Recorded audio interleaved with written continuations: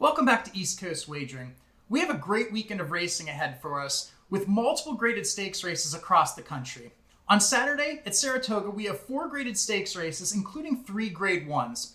In the Whitney, 2 of the sport's biggest superstars square off against each other with Life is Good and Olympiad. I'm going to take a look at the entire Saratoga card. I'm going to give you my selections for those graded stakes races, and I'm going to structure a pick 5 ticket as well. So let's take a look at that Saturday card.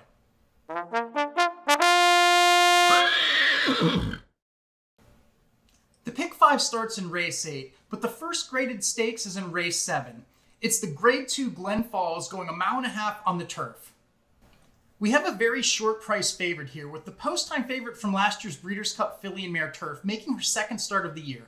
Warlike Goddess last outwon the grade 3 Bewitched in her first start since her third in the Breeders' Cup. From a figure perspective, it was well below her best races from last year, but she did run into some issues throughout that race, and it was her first race in 5 months. The last time she came back from a layoff of 4 months or more was her other career loss besides her Breeders' Cup third. So the fact she was able to win that day with the troubled trip is encouraging for her chances here. She is certainly the one to beat here, but 1 to 2 is very difficult to take since there are a couple talented horses in this race. Her top competition could be Virginia Joy, who comes into this race after a 4th place effort against a very strong field in the New York. The extra quarter mile should work in her favor compared to that effort, as she only lost by a length and did appear to be making up some ground on 2 of the top 3. If Warlike Goddess brings her A game, she is the likely winner, but her ultimate target is likely the Breeders' Cup in November, and given the disparity in odds between the two, Virginia Joy is worth taking a shot on. One of these two is the likely winner, but I'll use the number 5 Key Biscayne at 30 to 1 underneath to get some value here. The first of the grade 1 races is in race number 9. It's the Test going 7 furlongs on the dirt for 3-year-old fillies. Again, in this race, we have a short price favorite in Monterey, going up against 6 other fillies. Monterey rides a 4-race winning streak into this one with an easy 6+ length win last out in the Acorn. Her toughest competitor, Echo Zulu, unexpectedly scratched at the gate, leaving her a massive favorite in the 4-horse field. She fired out of the gate and easily took them gate to wire. There are some pace horses in this field, but she has shown the ability to stalk in previous efforts. With some difficult races in the late pick 5, I'm probably going to single her here as she looks like the best in this field. If you can beat her though, it will exponentially increase the payout as many will be using her as the logical single. In vertical bets, I'm going to play against the second choice on the morning line, Hot Peppers, as her last attempt at 7 furlongs was her worst race, and I think she will have pace pressure possibly from multiple horses. I'll use the 3 Elm Drive and the 2 Sterling Silver underneath Monterey. The Grade 1 Whitney only drew a 6-horse field, but as I mentioned before, they did get Olympiad and Life is Good in this field, 2 of the sport's biggest superstars. They go 1.5 miles on the dirt, and quite possibly after this race, we will have a clear picture of who the division leader is. Life is Good will be the likely favorite at post, but I'm rolling with Olympiad here, who has 5 straight victories and seems to be getting better each time. He stalked a fast pace in the Stephen Foster last out and still showed the same burst to the wire that he had previously. This horse makes it look so easy that you can forget how talented some of the fields are that he has been beating. I see him getting his typical stalking trip again here, as both Life is Good and Hot Rod Charlie like to be on or near the lead. Also coming out of the Stephen Foster is American Revolution, who finished second behind Olympiad. I love the step forward this horse took second off the layoff to get second, and I actually think this one has a chance here and offers great value. He is the last horse to beat Olympiad, and if the pace comes up hot and he takes another step forward, third off the layoff, he could win this.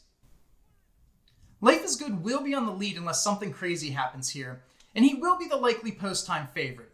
He won last out in the Grade 2 John Nerude.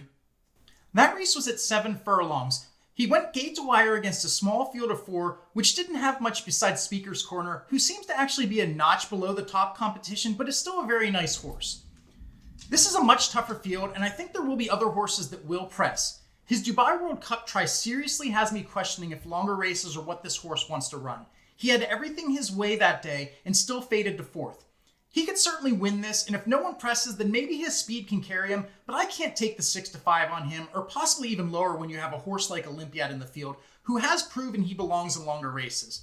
I'm going to play the number 1 and number 4 here. I think Olympiad wins, but the value on American Revolution is too good to pass up. The last graded stakes of the day is the Grade 1 Saratoga Derby, going 1 mile and 3/16 on the turf for 3-year-olds. And this race is by far the most difficult to handicap of the 4 graded stakes races that day. 7 of the 11 entries last outran in the Belmont Derby, which was won in front-running fashion by Classic Causeway at 26-1 in his turf debut. As this race is a 16th of a mile longer, and I think Classic Causeway will need to battle the number 3 Emmanuel for the lead, I'm going to look elsewhere. I'm going back to the same 2 horses I used that day who ran 2nd and 3rd with nice closing efforts in Nation's Pride and Stone Age. William Buick flies in to ride Nation's Pride. Well, he did not last time. Additionally, Ryan Moore does not make the trip to ride Stone Age. I will use both, but give the nod to Nation's Pride as my top choice. I'll also use the number 8 Dog as my 3rd choice, who finished 6th but was closing with interest and seems to want to race longer, so this race should suit him. This is a pretty deep field, and if you feel like you have one of the other non-stakes winners, I recommend going deeper here. You could also single Olympiad in the 10th and go a bit deeper here as well, as I believe a handful of these could win. So using my selections from the graded stakes races and adding in the race before and after, my final pick 5 looks like this. In race 8, I'm going to go 5 deep. I'm going to use the 2 Anejo, the 5 Fluid Situation, the 6 Hometown, the 7 Money Supply, and the 8 Saint Tappet. As I said before, I'm going to single Monterey in race 9. In race 10, I'm going to go 2 deep with American Revolution and Olympiad. In race 11, I'm going to go 3 deep with Nation's Pride, Stone Age, and Dog. And I'm going to finish it off in race 12, going 4 deep, using the 1 Burt Burt Burt, the 2 Your Mission, the 3 Curlin's Wisdom, and the 9 Beyondy. The total for that is $60 at a 50-cent bet. And here are the rest of my full card selections for the Saturday card.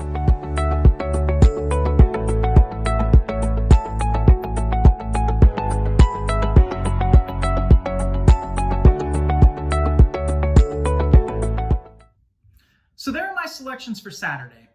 I do think that there's 1 or 2 horses that are likely winners in that final pick 5 sequence, but I think the 2 non-stakes races, as well as the Saratoga Derby, are completely wide open. So I think there's money to be made here.